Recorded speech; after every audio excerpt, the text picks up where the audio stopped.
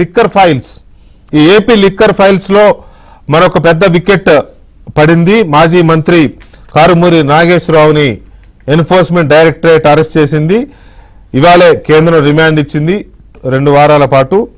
ఈ 2 వారాల రిమాండ్లో మళ్ళీ ఈడీ కస్టడీలు, తర్వాత రిమాండ్లు పొడిగింపులు ఇలాంటివి కూడా చాలా ఉండే అవకాశం ఉంది. ఈ కేసు మెల్లమెల్లగా చాలా సీరియస్ టర్న్ తీసుకుంటోంది.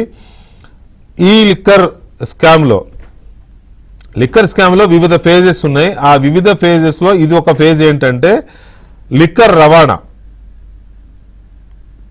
డిస్టిలరీస్ నుంచి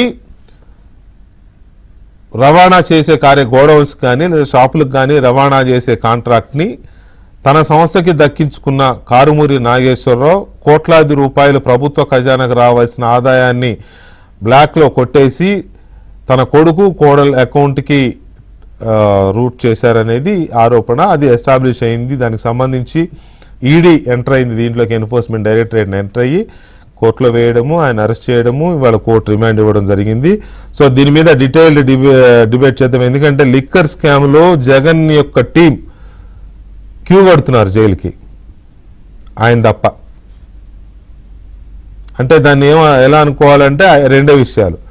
అయితే ఈ లిక్కర్ స్కామ్లో వివిధ ఫేజెస్లో అది మొత్తం లిక్కర్ స్కామ్ కావచ్చు, లేదా లిక్కర్ పర్మిషన్స్ ఇవ్వడం కోసం, ఆర్డర్స్ ఇవ్వడం కోసం జరిగిన 3,600 కోట్ల రూపాయల కిక్ బ్యాక్స్ కమిషన్ల స్కామ్లో కావచ్చు, లేకపోతే ఇప్పుడు మనం మాట్లాడుకుంటున్న ఈ 250 కోట్ల రూపాయల, సుమారుగా 250 కోట్ల రూపాయల రవాణా టెండర్లకు సంబంధించిన ఈ స్కామ్లో కావచ్చు, లేదా మాజీ మంత్రి జోగి రమేష్ అరెస్ట్ అయిన మదనపల్లి దగ్గర అక్కడ నకిలీ